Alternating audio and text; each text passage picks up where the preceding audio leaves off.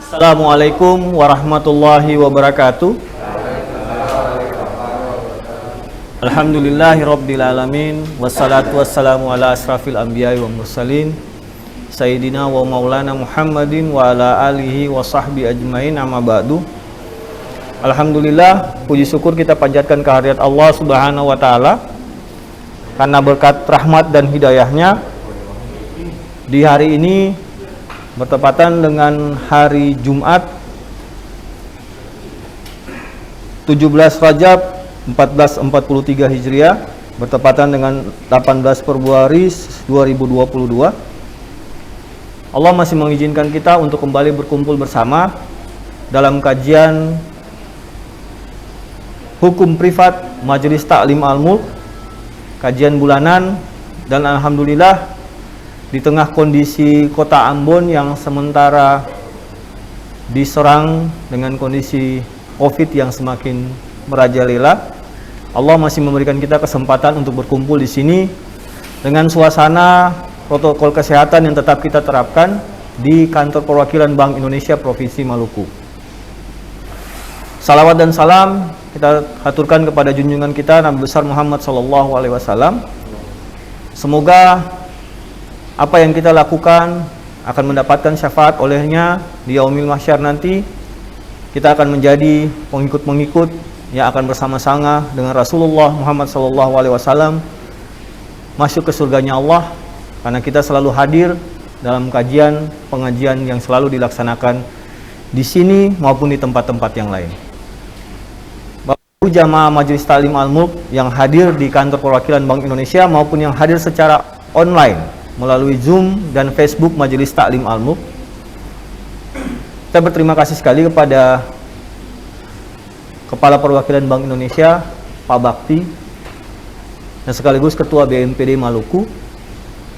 Kami ingin bersyukur sekali Pak, bahwa pada akhirnya setelah sekian lama kita bisa kembali melakukan kegiatan pengajian bersama secara offline. Dan alhamdulillah Bank Indonesia adalah yang kedua di tahun 2022 kita offline, walaupun teman-teman sebagian juga masih mengikuti secara online. Untuk ketahuan Bapak, saya sendiri di sini sebagai Ketua Majelis Ta'lim Al-Mulk Pak, sudah kurang lebih kita berkiprah membantu Rohis BNPD Maluku hampir 6 tahun. Jadi Majelis Ta'lim ini ibarat perpanjangan tangan dari Rohis. Kita akan melakukan selalu kegiatan-kegiatan dilakukan oleh Rohis BNPD. Kita saling mendukung sehingga kegiatan ini selalu berjalan. Ini semua adalah impian dari pimpinan BI terdahulu, bahwa Majelis Ta'lim harus ada sehingga kegiatan ibadah perbankan baik di muslim maupun non-muslim akan berjalan sesuai dengan kondisi yang ada. Jamaah Majelis Ta'lim Al-Mulk yang dirahmati Allah, sebelum kita memulai kegiatan kajian kita di sore hari ini, mungkin kita mohon izin Pak Bakti sebagai perkenalan kepada jamaah semuanya. Mungkin Bapak bisa memberikan sedikit sambutan mewakili Ketua BNPD Maluku sekaligus sebagai Kepala Perwakilan Bank Indonesia Provinsi Maluku yang baru Pak. Karena mungkin jamaah yang hadir belum tahu nih seperti apa Pak Bakti, dan yang hadir di sini mungkin sudah tahu Pak. Yang hadir di Zoom pada bertanya-tanya yang mana sih sebenarnya pimpinan BI yang baru. Untuk itu dipersilakan Pak.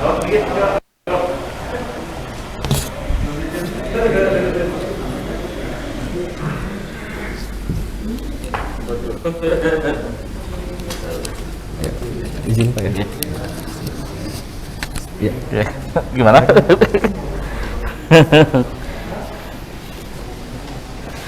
Kelihatan kecil ini. Ya, langsung. Ya. Oke. Makasih moderator ya. Assalamualaikum warahmatullahi wabarakatuh. Waalaikumsalam warahmatullahi wabarakatuh. Alhamdulillah.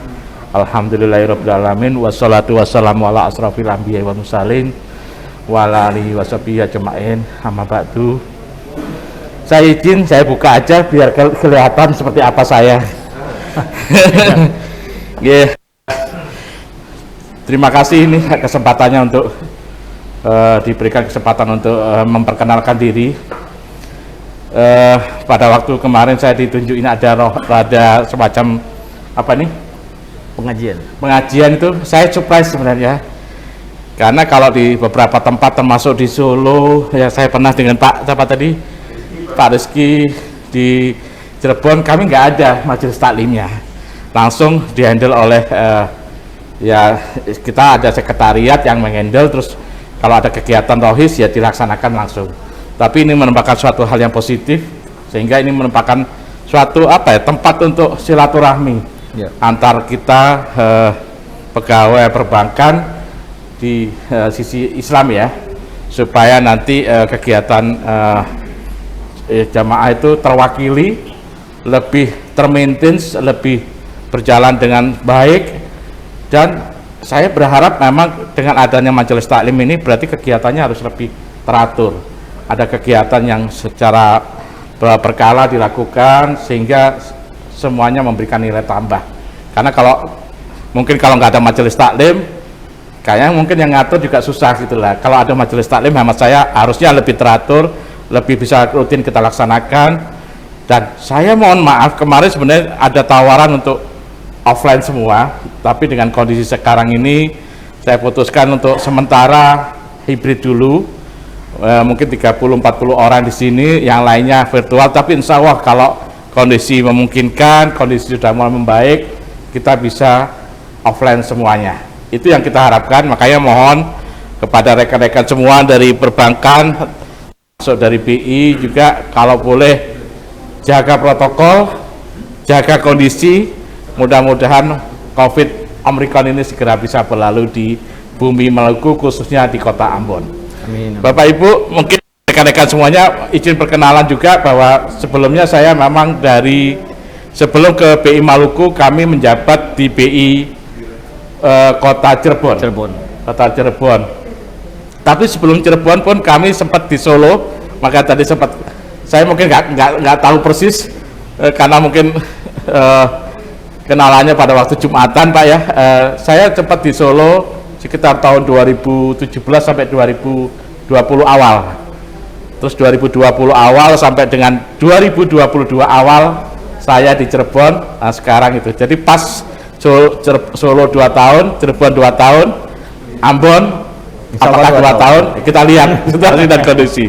Nah, untuk itu ini perkenalan ke saya mohon support, saya mohon dukungan dari rekan-rekan semuanya, insan perbankan di BMPD Maluku. Mudah-mudahan dengan support, dukungan dan silaturahmi dari rekan-rekan semuanya, saya betah di sini. Amin. Saya akan bisa memberikan sesuatu yang lebih baik di sini. Amin. Dan saya berharap juga saya bisa memberikan legacy di wilayah Maluku. Amin. Itu yang selalu ingin saya canangkan.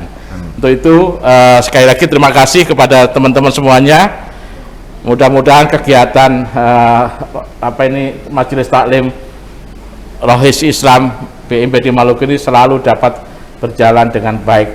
Mungkin nanti tempatnya bisa bergantian ya Pak ya, bukan hanya di BI, tapi kami di BI siap kalau ditempatin. Mbak Desi itu selalu siap untuk menerima kesibukan apapun untuk kegiatan kerohanian.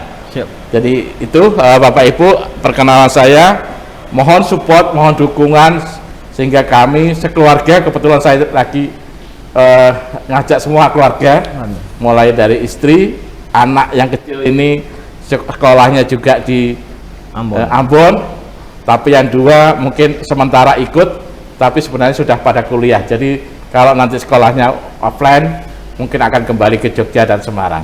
Itu perkenalan saya. Sekali lagi terima kasih atas kesempatannya pada sore hari ini. Mohon dengan sangat dukungan, support dari Bapak Ibu semuanya, agar kita semua termasuk saya betah dan bisa memberikan yang terbaik di Provinsi Maluku. Amin. Demikian, wassalamualaikum warahmatullahi wabarakatuh. Waalaikumsalam warahmatullahi wabarakatuh. Kata nuwun. Pak.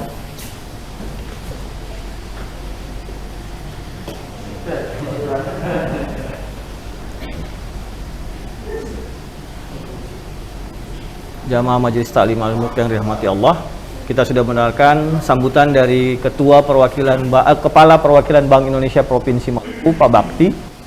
Insya Allah Pak, kita dari Majelis Talim Al-Mulk, seluruh jamaah akan mensupport Bapak, membuat Bapak semakin betah di Ambon Pak.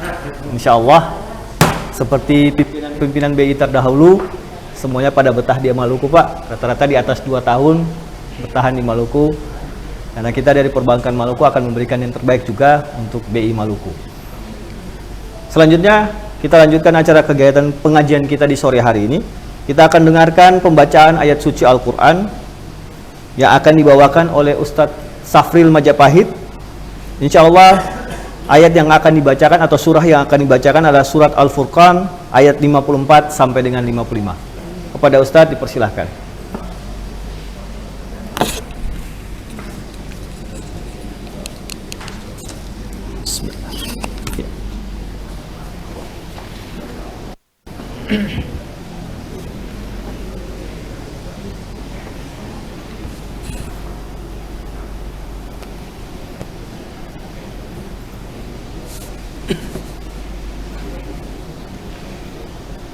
Assalamualaikum warahmatullahi wabarakatuh. Waalaikumsalam warahmatullahi wabarakatuh.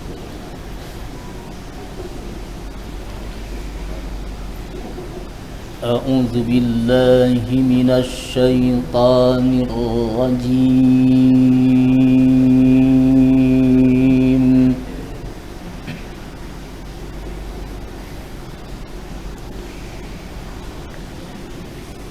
Bismillahirrahmanirrahim.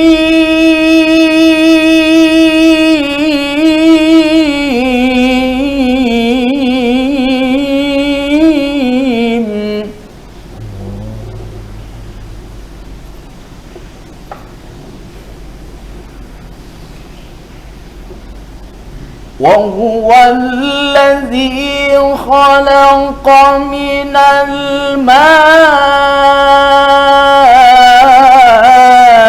بشرا فجعله نسبا وصهرا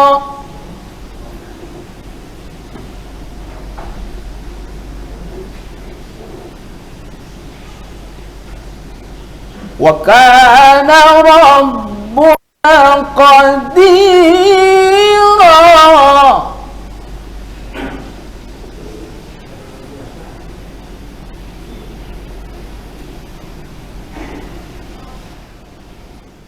وهو الذي خلق من الماء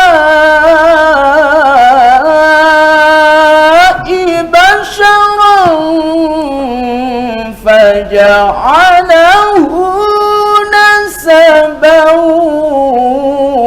وصهرا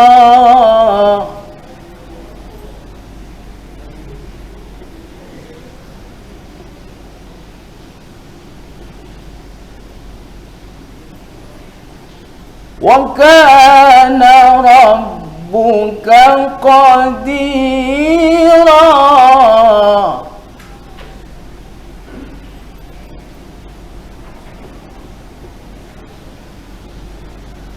ويعبدون من دون الله ما لا ينفعهم ولا يضرهم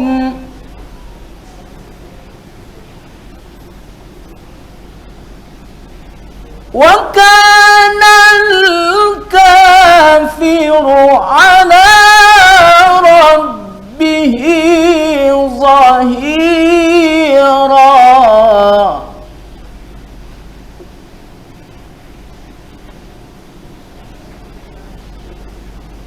وما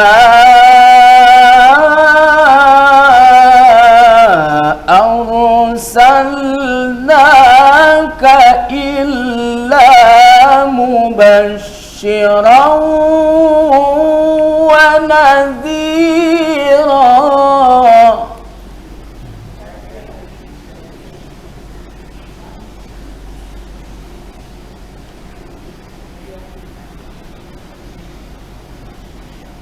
قل ما أسألكم عليه من أجر إلا من شاء أن يتخذ إلى ربه سبيلا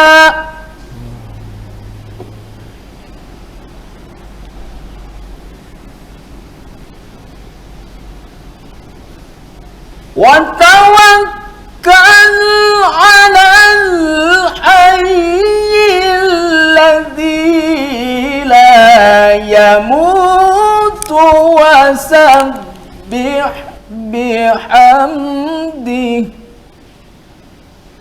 وكفى به بذنوب عباده خبيرا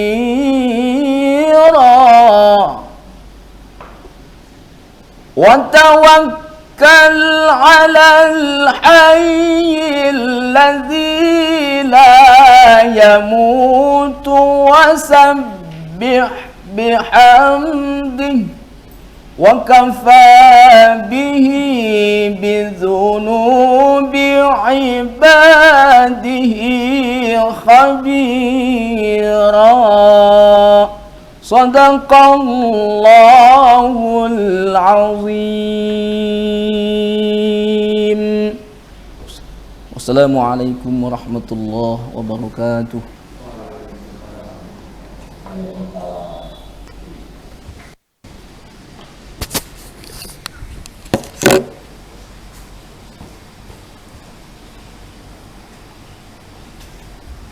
Bapak Ibu jamaah, kita sudah mendengarkan lantunan ayat suci Al-Quran, surah Al-Furqan ayat 54 dan ke-55 yang sudah dibacakan oleh qari kita Ustaz Safril Majapahit yang juga adalah salah satu imam di Masjid Raya Al-Fatah Ambon.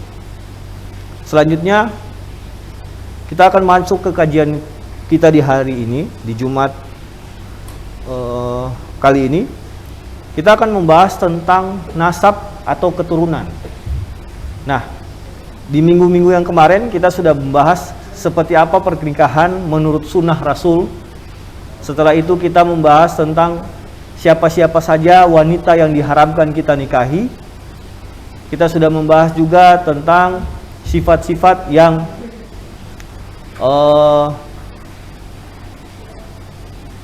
dianjurkan oleh Rasulullah untuk calon pengantin bagi kita dan bagaimana nasab keturunannya. Di hari ini kita akan bahas khusus terkait dengan nasab atau keturunan dalam Islam. Insya Allah yang akan mendampingi saya di sore hari ini Ustadz kita, salah satu Ustadz muda, Ketua Yakesma Provinsi Maluku, Pak Ustadz Zulkifli Farozai. Pada Ustadz dipersilahkan.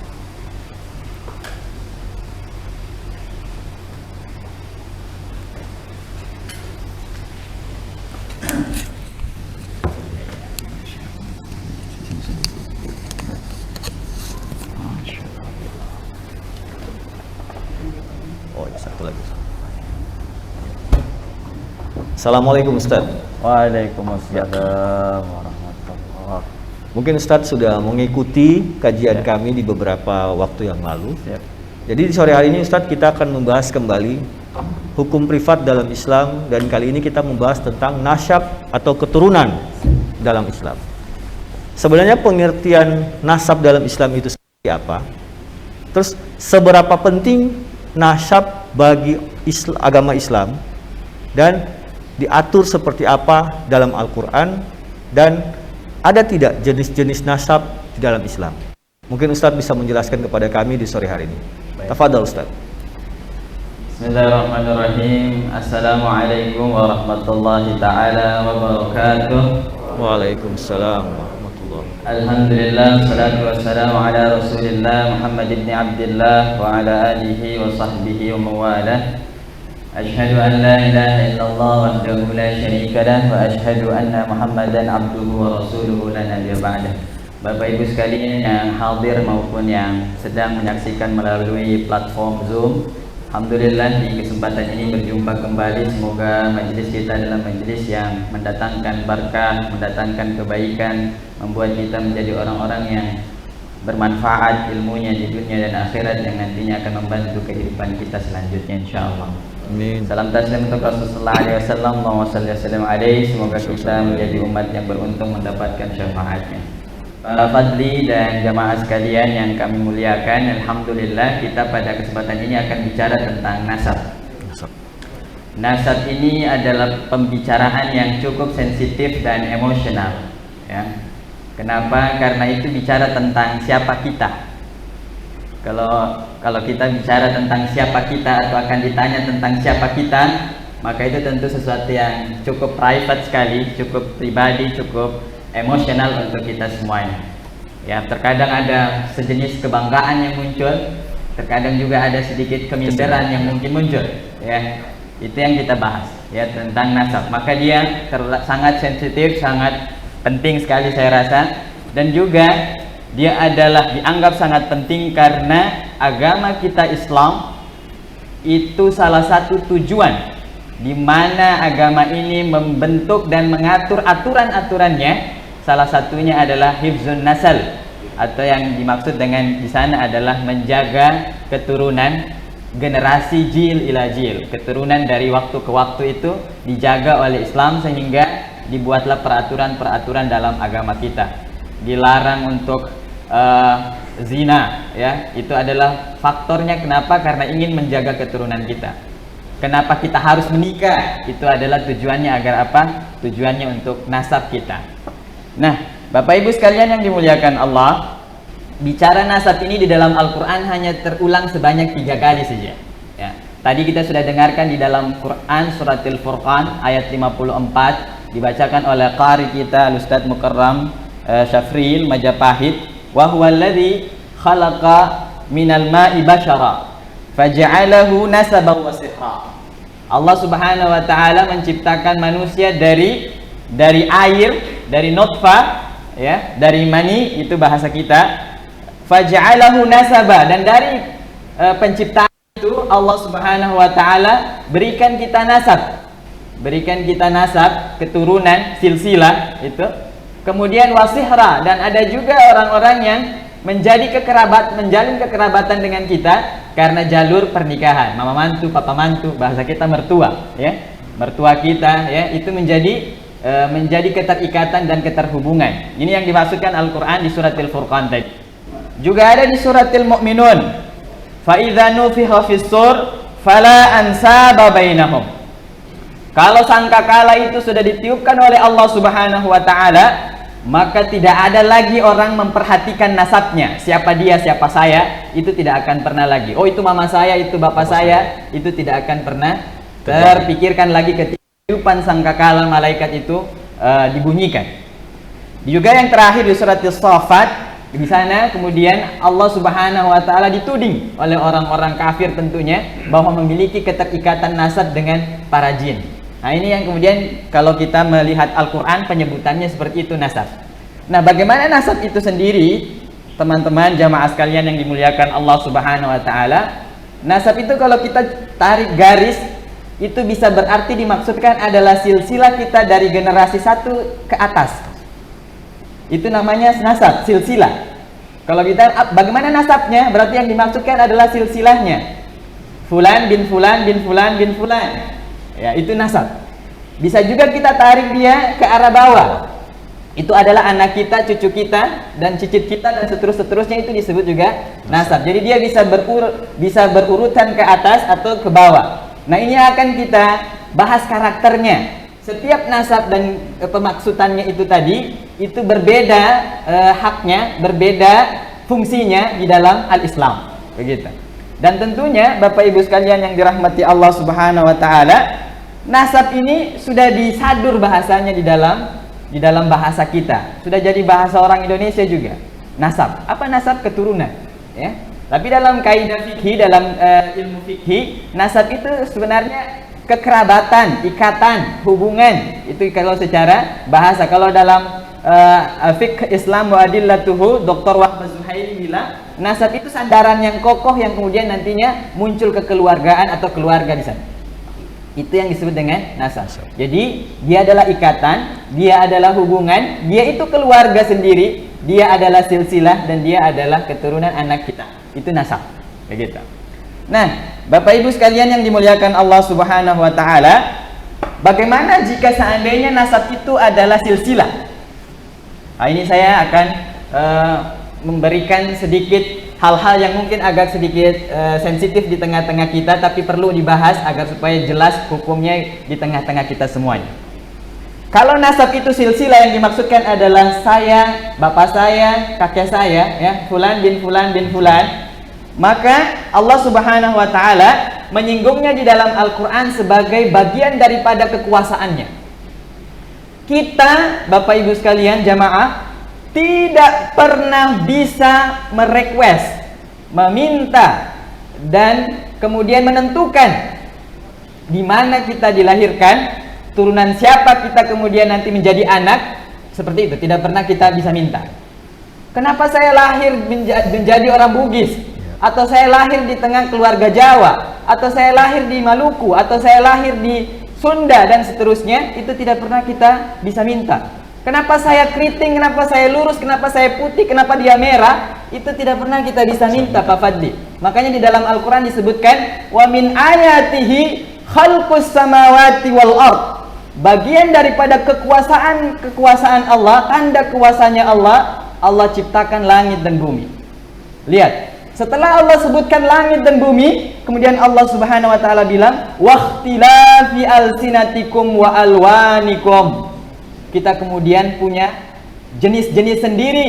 Orang yang beda lisannya, beda budayanya, beda bahasanya, beda warna kulitnya, itu berarti bagian dari tanda kuasanya Allah Subhanahu wa taala.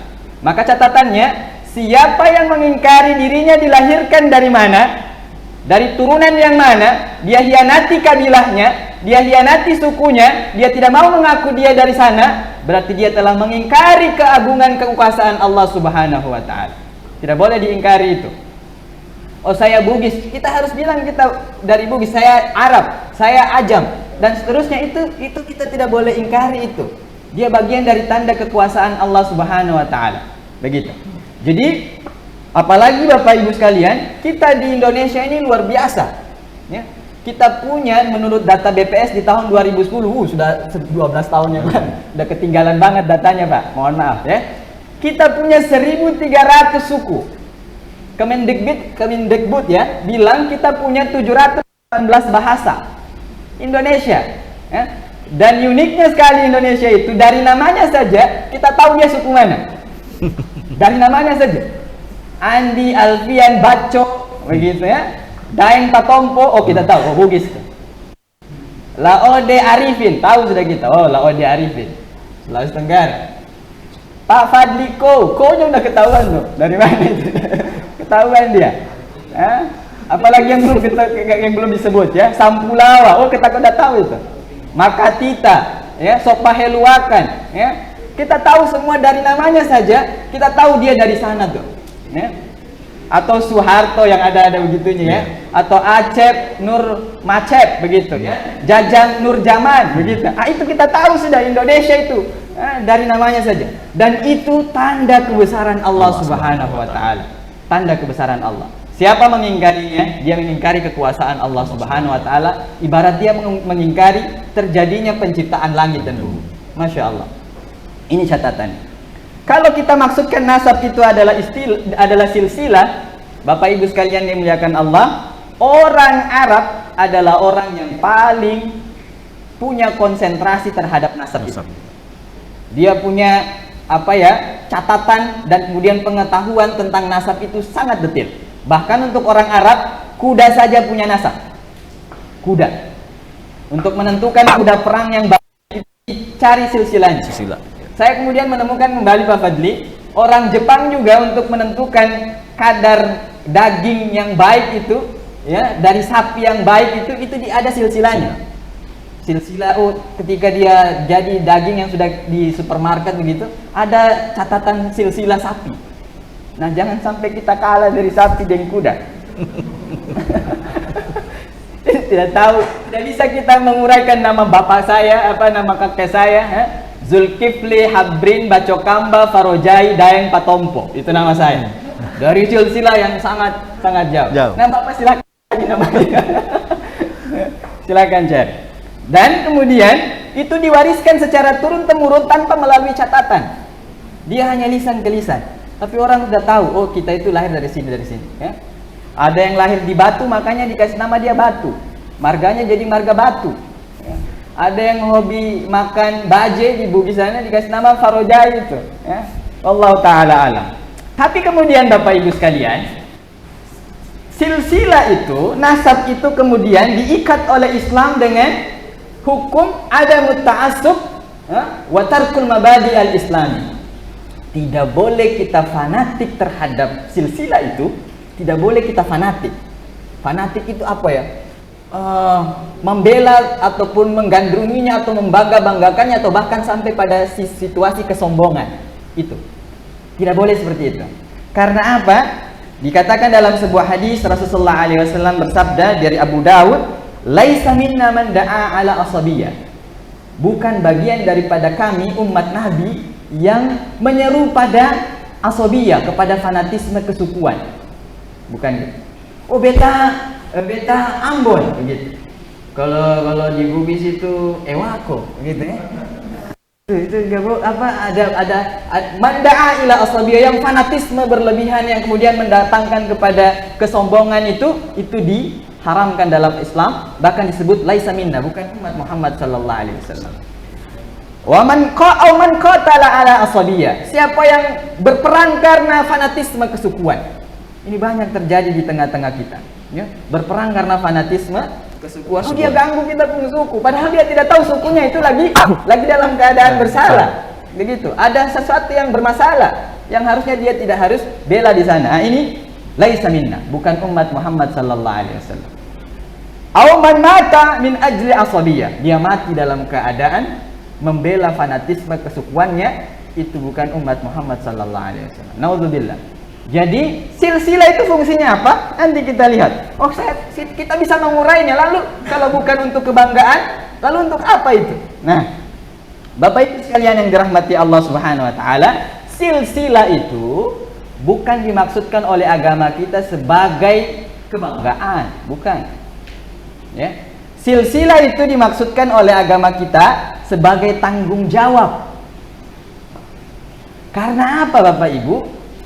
Orang memang bisa teridentifikasi dari silsilahnya. Kalau dia turunan raja, dibangun dengan kondisi keluarga yang raja, dia akan dididik dengan kepemimpinan yang baik begitu, pasti dia akan menjadi turunan raja. Itu karismanya, auranya, innernya itu beda dengan orang yang tidak berada dalam turunan itu. Makanya dia tanggung jawab. Yang memegang kunci Ka'bah itu tidak semua kabilah, ada kabilah khusus. Yang kemudian membawakan kita air Zam-Zam itu, yang mengelola air Zam-Zam itu ada kabilah khusus. Begitu. Jadi tidak semuanya yang menjadi imam itu ada kabilah khusus, dan itu terjaga dari waktu ke waktu. Dan itu bukan sekedar kebanggaan, dan bukan memang kebanggaan, melainkan dia adalah tanggung jawab. Coba bayangkan nanti kabilah itu sebenarnya kabilah menjadi orang yang hafizul Quran, dikenal sebagai hafizul Quran, tapi kemudian ada masa kekosongan di mana mereka tidak jadi imam karena tidak ada hafizul Quran. Bukankah itu aib? Maka kata Nabi sallallahu alaihi wasallam, "Ya Fatimah binta Muhammad, wahai Fatimah anak Muhammad, wa ya Abbas ammi Rasulillah, wahai Abbas pamannya Rasulullah, anqidhu anfusakum minan nar." Cepat-cepat kalian jauhkan diri kalian daripada api neraka. Man bata'a amaluhu, siapa yang lambat amalnya, tidak beramal sama sekali Bapak Ibu sekalian, lam yusra nasabuhu, tidak akan pernah dipercepat oleh nasabnya. Begitu. Ini nasab kita itu bukan hanya kebanggaan, Pak Fadlia. Kita bukan berbangga-bangga dengan nasabnya, tapi dia adalah tanggung jawab kita semuanya. Bapak Ibu, cara-cara primitif, purba dan sangat menjijikkan yang dilakukan oleh orang-orang munafikin dari masa ke masa itu adalah mengadu domba kita karena silsilah ini. Mengadu domba. Ya Aus, ya Khazraj, ya Ansar, ya Muhajirin. Itu sudah ada di zaman Nabi bahasa itu. Beta Maluku, oh saya pendatang, pribumi, dan seterusnya. Itu bahasa primitif yang sudah sangat purba sekali, yang sangat menjijikan sekali, yang kemudian dikampanyekan oleh orang-orang munafikin untuk belah kita. Lihatlah bagaimana kasus terjadi ketika perang Bani Mustalik. Ketika perang Bani Mustalik, di sana ada seorang gembong munafikin bernama Abdullah bin Ubay bin Salul.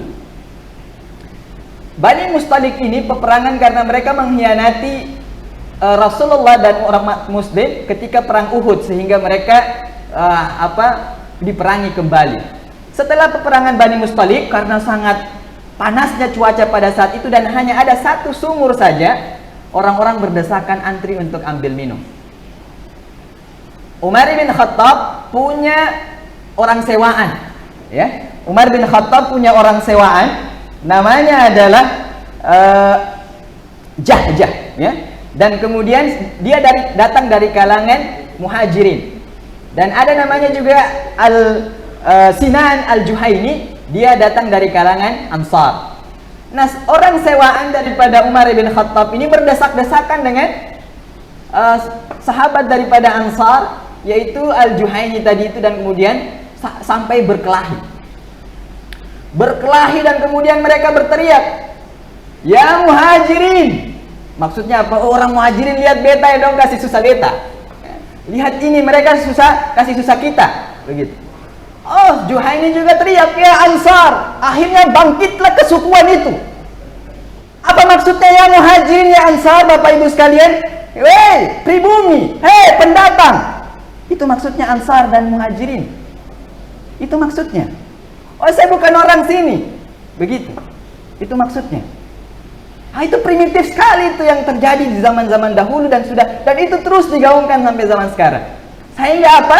Abdullah bin Ubay bin Salul, pak gembong munafikin itu bilang apa? "Gemukkanlah anjingmu, maka dia akan menggigitmu." Dia bilang orang-orang Muhajirin itu kita sudah kasih tempat, kita sudah kasih harta, kemudian dia akan menggigit kita setelah itu. Lihat itu bahasan orang-orang munafikin, orang-orang yang suka memecah belah kita karena silsilah itu. Siapa yang datang, siapa yang menempati, siapa yang kemudian berhak itu. Akhirnya kemudian sampai berita itu dan turunlah suratil Munafiqun. Begitu Bapak Fadli. Dan sekarang ini di Maluku sangat sensitif masalah-masalah seperti dan harus kita hindari. Masya Allah, semoga orang Islam semakin baik dan kemudian tidak terpengaruh dengan masalah-masalah primitif itu. Ya Bapak Fadli ya. Ya. Nah, juga terjadi Bapak Ibu sekalian, Bapak Fadli, teknik-teknik itu juga dilakukan oleh orang-orang munafikin itu, ataupun terjadi rasa itu juga pada saat pembagian ghanimah perang Hunain. Perang Hunain Pak, Ibu, ya, jamaah sekalian, itu kalau ditaksir ghanimahnya, harta rampasan perangnya, untuk kambingnya saja itu ada 40.000 ekor.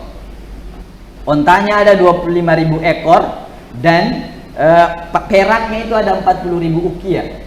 Saya menghitung untuk kambingnya saja 40.000 ekor, dengan rata-rata kambing di angka 3 juta per setiap kali Idul Adha, itu berarti kita punya uang 135 miliar. Nah, orang-orang karena sudah banyak, sudah dikasih banyak, ya. Orang Ansar pada saat itu mendapat bagian yang sedikit, sedangkan orang Muhajirin dapat banyak. Akhirnya orang Ansar bilang, Nabi sudah mulai beda perhatian, ya. Ini kalau kita mau ibaratkan, ada orang yang datang kemudian dia berusaha dan kemudian usahanya menjadi maju Pak Fadli, ya. Akhirnya ada bahasa yang kemudian kenapa kita menjadi budak di negeri sendiri, naudzubillah min dzalik. Nah, ini juga terjadi pada zaman itu, naudzubillah. Akhirnya Nabi apa bilang? Wahai orang Ansar, tidaklah kalian berbahagia jika seandainya orang Muhajirin itu pulang dengan harta kambing ontanya, sedangkan kalian pulang bersamaku. Biasa, sensitif sekali. Wahai orang Ansar, Jika kalian apakah kalian rela ya orang muhajirin pulang dengan hartanya sedangkan kalian kemudian pulang bersamaku Muhammad sallallahu alaihi wasallam. Kemudian orang Ansar menangis. Begitu seharusnya kita Bapak Ibu sekalian yang dirahmati Allah Subhanahu wa taala menjadikan agama kita ini sebagai alat untuk kita kemudian bersatu padu, bukan silsilah, dan itu memang hal-hal yang sangat primitif sekali. Nah, fungsinya Pak Fadli, fungsinya satu, tentu silsilah tadi yang kita bilang saya dari mana, itu semuanya adalah memang untuk identifikasi pasti. Yang keduanya ya, juga kalau kita bilang di dalam Al-Quran surat Al-Hujurat ayat 13 itu, ya ayyuhan nas inna khalaqnakum min dzakari wa untha wa ja'alnakum syu'uban wa qabaila lita'arafu. Ibnu Katsir melakukan penafsiran dalam tafsir Al-Qur'anil Azimnya, beliau bilang lita'arafu itu maksudnya apa? Wahai manusia, kalian diciptakan dari laki-laki dan perempuan, dari kabilah dan kabilah yang lainnya berlainan, lita'arafu, agar kalian apa? Saling kenal mengenal. Ta'arufu itu ta'arufnya menurut Ibnu Katsir itu maksudnya apa? Fulan bin fulan. Jadi ta'aruf itu maksudnya apa? Mengidentifikasi saya adalah anak saya, anak fulan. Begitu. Saya dari kaza wa kaza, saya dari sini dan sini. Itu maksudnya. Jadi ta'aruf itu fulan bin fulan. Bukan ditanya ketika kita kenalan, saya siapa? Agus banyak. Apalagi kalau di dunia telewicara ini saya agak sedikit emosi kadang. Siapa ini? Ini saya. Saya siapa? Saya. Saya itu tidak jelas begitu. Kedua, Bapak Ibu, kita mengidentifikasi diri kita fungsinya untuk apa? Untuk silaturahim. Bagaimana ceritanya kita tidak bisa bersilaturahim sedangkan kita tidak tahu silsilah kita? Ayah kita dari mana, mama kita dari mana, kakek kita siapa, itu kita tidak tahu. Om kita siapa, bibi kita siapa, itu kita tidak tahu. Maka bagaimana cara kita menjalin silaturahim? Makanya perintah untuk mengetahui nasab ini adalah perintah untuk silaturahim. Bagaimana bahasa Nabi? Ta'allamu min ansabikum. Pelajari nasab-nasab kalian, ya. Matasilu bihi arhamakum. Karena dengan mempelajari nasab-nasab kalian tahu kemana kalian harus menyambungkan silaturahim. Begitu. Jadi bukan kebanggaan. Nah, kalau sudah silaturahim, faedahnya sangat banyak di dalam agama kita, ya. Apa faedahnya? Usia kita panjang. Harta kita ditambahkan oleh Allah Subhanahu wa taala. Ahabba ayyubsata lahu fi rizqihi wa yunsa'alahu fi atharihi falyasil rahimah. Siapa yang mau banyak hartanya, panjang umurnya, maka silaturahim. Silaturahim itu kemana? Ke orang yang tidak tahu silsilah itu. Dan setelah itu ada fungsi yang lanjutannya adalah fungsi infak. Kemana kita harus berinfak sebenarnya? Ke kerabat, ke keluarga. Itu fungsinya silsilah kita itu. Yas'alunaka madza yunfikun. Wahai Muhammad, mereka bertanya padamu tentang kepada siapa kita harus berinfak. Qul ma anfaqtum min khairin falil walidaini wal aqrabin. Apa saja yang kalian nafkahi, infakkan itu dari harta kalian. Allah menjelaskan harta itu dengan kata khair. 2 kali Allah sebutkan, juga di dalam surat Ad-Duha yang Allah bilang wa innahu lihubbil khairi lasyadid. Di surat apa itu? Al-Adiyat, ya. Surat Adiyat. Wa innahu lihubbil khairi lasyadid. Allah menyebutkan harta itu dengan kata khair, sesuatu yang baik. Kemana kita bawa harta kita itu? Kemana kita harus infakkan? Yang pertama, nomor 1, walidain, orang tua. Jadi kalau kita kasih gaji kita, bagiannya untuk orang tua, itu pahala infak. Kita kasih mama, kita kasih kakak, kita kasih om, kita kasih bibi, kita kasih nenek, kita kasih keluarga kita, itu adalah infak. Ya, bukan dana kerohiman, bukan. Itu infak, ya, dalam agama kita. Dan bukan zakat. Ada yang bertanya kepada saya, apakah zakat bisa dikeluarkan kepada keluarga? Oh, ada zakat ada ansafnya, ada orang-orang yang khusus. Tapi kalau keluarga itu bukan zakat namanya, itu adalah infak. Nah, fungsi kita mengetahui silsilah adalah fungsi kita berinfak, berderma untuk mereka. Masa kita berinfak kepada orang lain dan kita menolong mereka, sedangkan keluarga kita afdalnya kita tidak bantu. Begitu.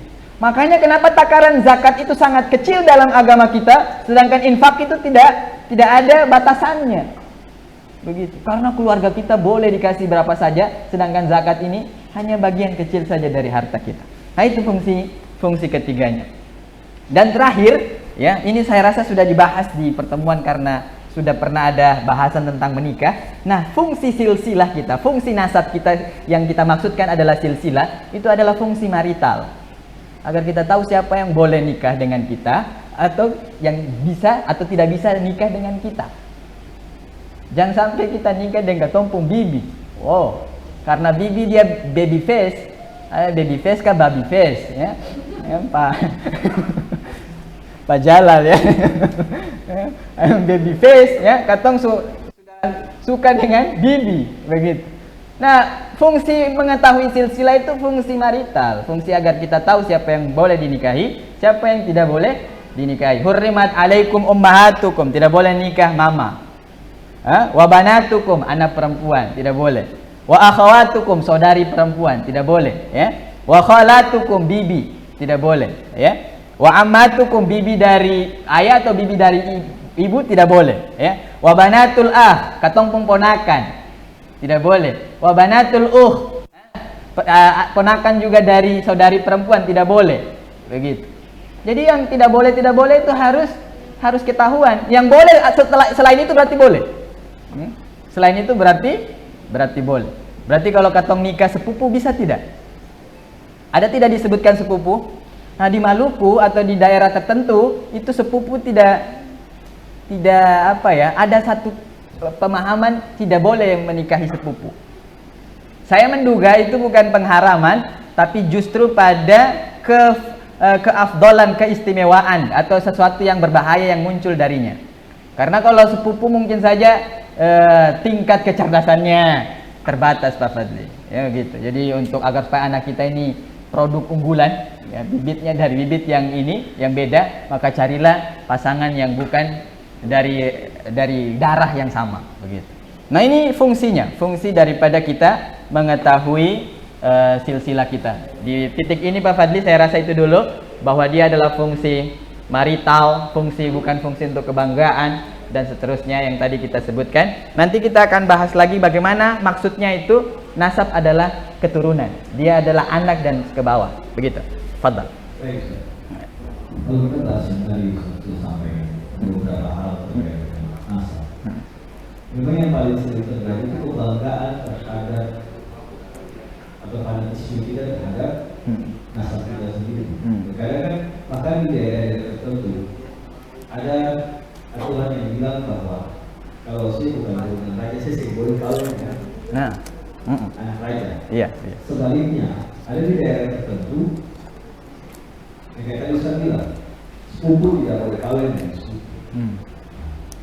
Tapi pada kenyataannya juga sekarang Ustaz, seringkali terjadi, dan mungkin ini sudah menjadi sebuah fenomena baru lagi, bahwa terkadang perkawinan itu sih nasab saja. Terkadang ya tadi yang dikatakan tadi, kadang kalau misalnya dianggap cocok, kalau itu memang biji, ya sudahlah.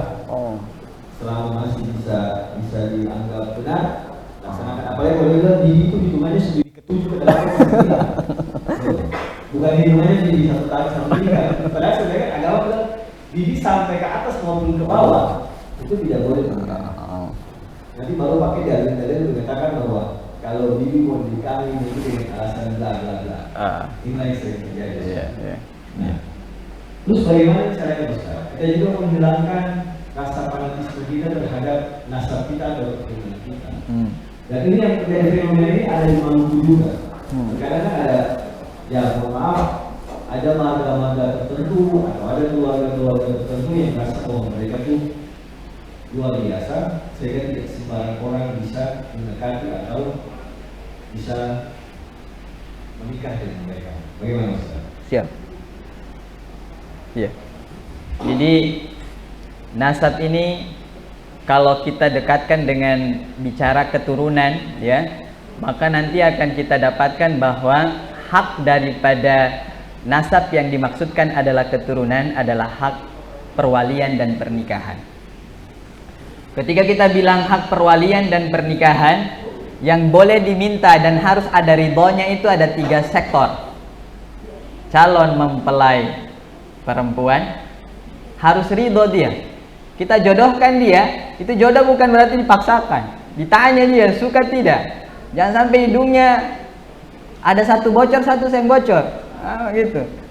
Kemudian dia tidak ridho dengan itu, maka tidak boleh dinikahkan. Dia harus ridho ini perempuan.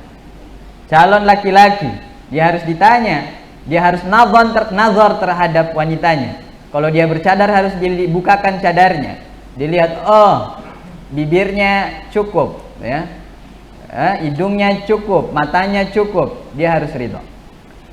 Ketiga adalah ridho dari walinya. Dari walinya. Ini kalau bicara kita bilang nikah dan itu adalah hak perwaliannya atau nasab dan keturunan dan hak perwalian, begitu. Nah, bagaimana kalau itu adalah bibi atau dia beda ya, bibi dengan pangkat bibi. Ya, bibi. Kalau kita di buku ini beda istilah bibi dengan pangkat bibi. Yang tidak boleh itu benar-benar bibi kita. Bibi itu berarti atau paman kita itu adalah saudara atau saudari dari ayah dan ibu. Tapi nanti ada lagi, dia dari jalur yang beda. Dari jalur yang beda, ya. Sudah jauh misalnya, sudah sebenarnya bukan lagi terhitung bibi sebenarnya. Sudah mungkin itu adalah sepupu-sepupunya ayah, sepupu-sepupunya ayah yang punya anak, yang kemudian kita sudah saking jauhnya kita pangkat dia adalah, kita ambil dia sebagai bibi, begitu. Dan seterusnya dengan banyak kasus. Yang diharamkan itu, yang tidak boleh adalah saudara-saudaranya dan yang horizon dia, yang secara garis ada, begitu. Nah, Pak Fadli, yang menjadi rancu di dalam keadaan dan budaya kita sebenarnya di sebagian tempat itu pengaburan terhadap nasab keturunan. Orang banyak merubah nasabnya. Muhammad, Zaid bin Muhammad itu ditegur oleh Allah Subhanahu wa taala, "Wa ma kana Muhammadun aba ahadin mir rijalikum." Nabi sangat gandrung, sangat suka terhadap anak yang bernama Zaid ibn Haritha. Sehingga kemudian ketika beliau tidur dengan Zaid bin Haritha, ya, tumitnya itu kelihatan bersama dengan tumit Nabi. Jadi tumitnya tersingkap, di sini tumit Nabi, di sini tumit Zaid. Ada pakar di dunia ini ternyata, Pak, ada pakar yang bisa menentukan silsilah dari melihat tumit. Di Arab punya itu. Dari tumitnya saja kita tahu, oh ini dia punya bapak ini. Nah, karena Nabi tidur dia bersama dengan Zaid bin Haritha itu, kemudian pakar ini tadi dia bilang, oh ini seperti anaknya ini, tanpa melihat wajahnya. Nabi kemudian bilang, saking pengennya punya anak Zaid bin Haritha ini tadi, itu dia sudah sama dengan saya. Akhirnya Nabi ingin rubah namanya menjadi Zaid bin Muhammad. Haram. Kemudian ditegur oleh Allah Subhanahu wa taala. Bahkan dalam hadis Nabi sallallahu alaihi wasallam, man da'a nafsahu, ya. Siapa yang kemudian menisbatkan dirinya min ghairi abihi, kepada yang bukan bapaknya. Zulkifli bin Habrin, itu bapak saya. Kemudian karena Habrin kurang ganteng, ya, diganti menjadi misalnya Hussein, ya, karena Hussein agak ganteng. Zulkifli bin Hussein. Haram. Bahkan wa alima annahu laisa abihi, dan dia tahu itu bukan bapaknya, fal jannatu alaihi haram, rawahul Bukhari. Maka surga baginya haram. Begitu. Karena apa, Pak Fadli? Nasab kita kalau maksudkan sebagai keturunan, maka dia adalah anugerah dari Allah Subhanahu wa taala. Nasab itu kalau keturunan dia anugerah daripada Allah Subhanahu wa taala. Dalam Quran kita bisa lihat di sana, dalam surat Asy-Syura Allah Subhanahu wa taala bilang, yahabu lillahi mulkus samawati wal ard. Jadi Allah mulai kembali daripada kekuasaan langit dan buminya. Yahabu liman yasha'u inatha wa yahabu liman yasha'u dzukur. Yahabu itu maksudnya menganugerahkan. Allah menganugerahkan seseorang anak laki-laki, atau Allah Subhanahu wa taala menganugerahkan padanya anak perempuan. Pilih satu, anak laki-laki atau anak perempuan. Al-Baghawi dalam tafsirnya bilang yang hanya dapat anak laki-laki itu adalah Ibrahim alaihissalam. Tidak punya anak perempuan beliau. Yang punya anak perempuan saja itu adalah Lut alaihissalam. Jadi kalau hari ini Pak, Bu, punya anak hanya laki-laki atau perempuan saja, dan kemudian kita berkeluh kesah, itu kayaknya kita belum lengkap. Percobaan demi percobaan, ya. Ibu Desi, nggak usah ditegur. Percobaan demi percobaan tidak. Nabi juga dapat hal yang sama, anugerah itu. Au yuzawwijuhum dzukrana wa inatha. Ada yang dapat dua-duanya, laki dan perempuan. Wa yaj'alu liman yasha'u aqima. Ada juga yang Allah takdirkan, anugerahkan mandul, Pak. Siapa mandul dalam kenabian? Para nabi yang mandul Yahya dan Isa alaihissalam. Tidak punya keturunan maksudnya, tidak punya anak. Nah, kalau kita hari ini berkeluh kesah dan kemudian meratapi takdir kita dan kemudian bilang Allah tidak adil, ya harus kita mengkhianati anugerah Allah Subhanahu wa taala. Bisa jadi dalam kondisi kita tidak punya anak itu Allah paling tahu kita lebih afdal hidup, begitu. Lebih mungkin kita bertaat pada Allah dibandingkan mungkin kita punya anak. Yang sudah punya anak tanggung jawab baik-baik. Begitu Pak Fadli. Jadi itu yang masalah kita tentang keturunan nasab ini yang paling banyak. Kita biasanya Pak kadang karena memang punya anak ini adalah hal yang naluriah. Semua orang kalau sudah menikah yang dia pengen apa? Punya anak, punya keturunan, punya nasab, begitu. Dia nanti akan ada anaknya bin Fadliko, gitu kan ya? Nanti bin Jalal Masuhei, gitu. Masya Allah. Itu kan gagah banget itu. Kita pengen secara naluriah dan memang Allah mengatakan seperti itu, ya. Al-malu wal banuna zinatul hayatid dunya. Anak, harta adalah perhiasan. Dan itu adalah anugerah Allah Subhanahu wa taala. Apalagi kalau kita bilang anak keturunan kita itu adalah investasi. Maka semua orang berbondong-bondong pengen punya anak, ya. Punya investasi ya Pak Fadli. Investasinya apa? Idza mata ibnu Adam, kalau meninggal nanti anak Adam, yang bisa kemudian mentransfer pahala, mengirimkan amal-amal baik, ya, merubah keadaan orang tuanya adalah waladun saleh, anak yang saleh, investasi. Gitu. Kalau di sekarang ada investasi apa itu? Kripto kan? Bitcoin, ya, Masya Allah. Saya mengikutinya itu Pak. Ada sudah edarannya, Pak, nanti tolong saya dibagi edarannya. Cryptocurrency, ya, Masya Allah. Jadi memang Ustaz, itu fenomena yang sekarang terjadi, pengaburan nasab. Iya. Nah, kalau kita bertanya terkait pengaburan nasab nih Ustaz, kadang-kadang kan ada contoh di Maluku ya. Mungkin belakangan ini sudah tidak sering terjadi, tapi dulu-dulu kan kalau seorang perempuan kawin dengan orang Maluku, orang Ambon, Maluku, kadang-kadang dia kan dipakaikan marga dari suaminya.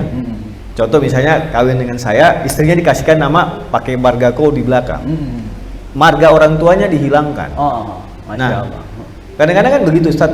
Saya boleh pakai bapak pemarga lah, saya pakai beta pemarga.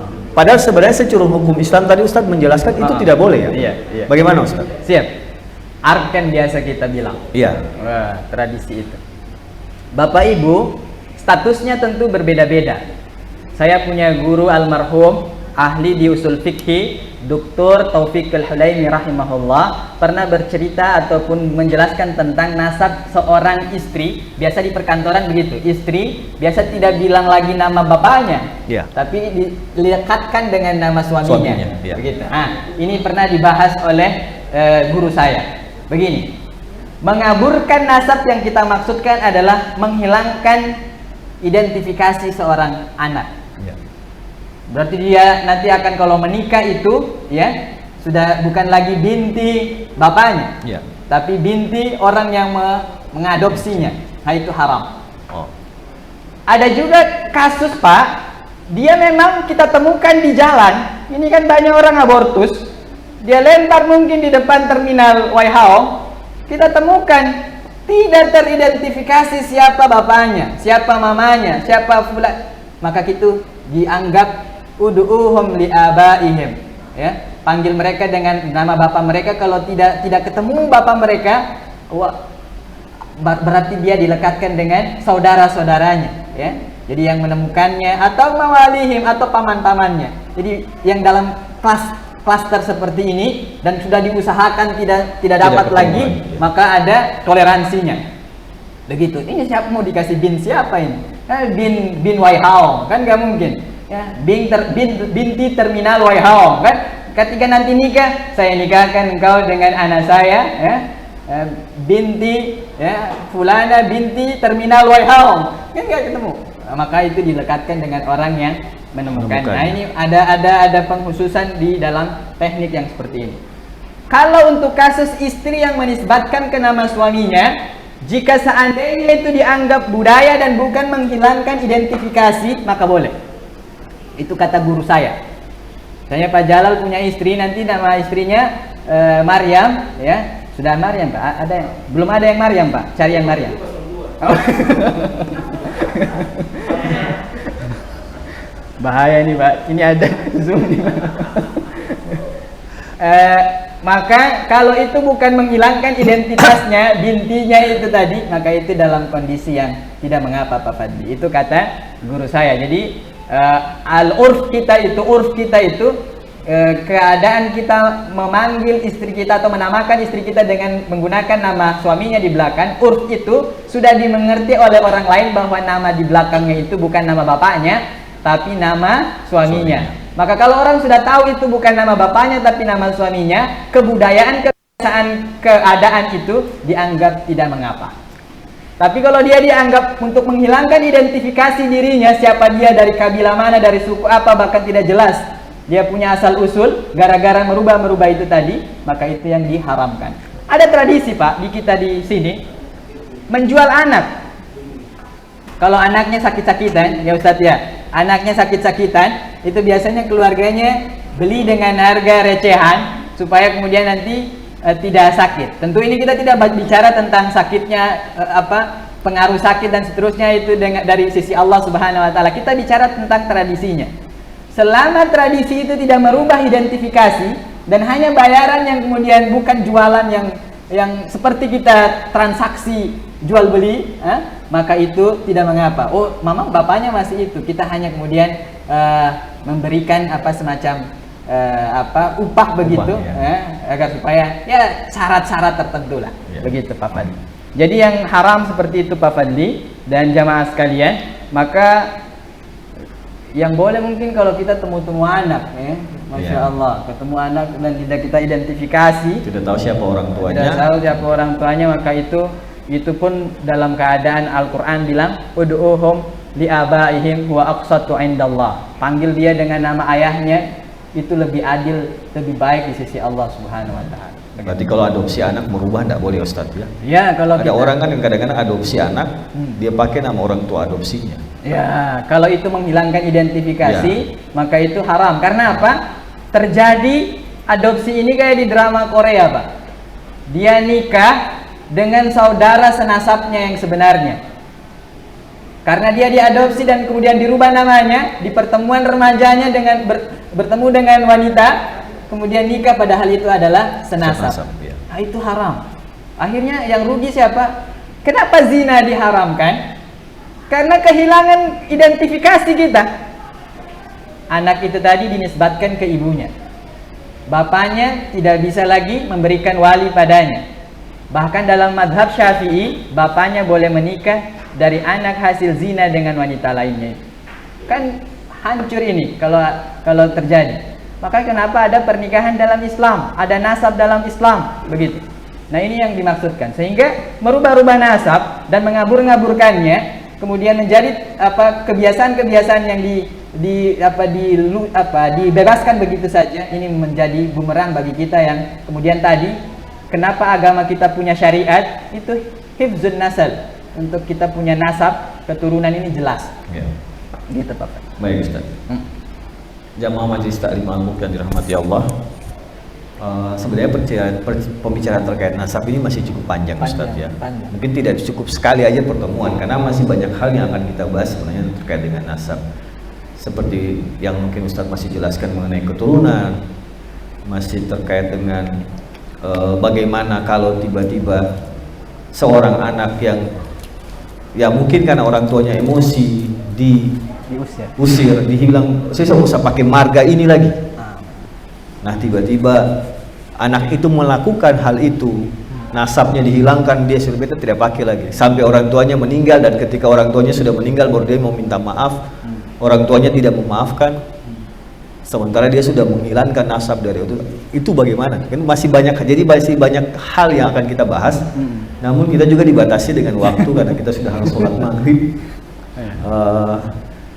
Kita sudah memasuki waktu maghrib, sehingga mungkin kajian ini akan kita lanjutkan lagi Ustadz di pertemuan berikutnya. Mungkin ada nasab atau pembahasan keturunan sesi kedua, kita akan coba untuk bahas lagi selanjutnya di kajian Al-Muluk berikutnya. Sekali lagi saya ucapkan terima kasih kepada jamaah Majelis Ta'lim Al-Muluk yang sudah bergabung secara online di Zoom pada sore hari ini. Alhamdulillah kita masih bisa hadir bersama-sama. Juga untuk teman-teman yang hadir saat ini di kantor perwakilan Bank Indonesia bersama dengan Pak Bakti selaku pimpinan Bank Indonesia yang sudah hadir di sore hari ini, juga pimpinan perbankan yang lain yang sudah hadir di sore hari ini bersama kita, kami ucapkan terima kasih banyak atas kehadirannya. Semoga kajian kita sore hari ini menjadi berkah, dan tempat ini akan selalu menjadi berkah buat kita di setiap kegiatan seperti yang disampaikan Pak Bakti tadi, bahwa insya Allah BI akan berusaha untuk selalu bersiap menjadi tuan rumah. Jikalau memang tidak memungkinkan, ada tempat lain yang menerima. Insya Allah kayaknya pertemuan berikutnya kita akan lakukan di Bank Mandiri Maluku. Saya mohon izin kepada yang hadir dari Bank Mandiri, insya Allah pertemuan bulan Maret kita akan live dari Bank Mandiri ya Pak. Izin Pak sekalian dari sini. Untuk itu sebelum kita mengakhiri kegiatan kita di sore ini, saya cuma ingin sampaikan bahwa mari teman-teman kita tetap jaga protokol kesehatan kita, karena kondisi saat ini yang masih terus bertambah. Kita doakan semoga kondisi ini akan cepat berakhir. Insya Allah kita masuk di bulan Ramadan dengan kondisi yang lebih tenang, kondisi yang lebih baik, ya kita jalankan ibadah nanti di bulan Ramadan dengan sebaik-baiknya. Kita akhiri kegiatan kajian kita di sore hari ini. Saya ucapkan terima kasih. Wabillahi taufiq wal hidayah. Assalamualaikum warahmatullahi wabarakatuh.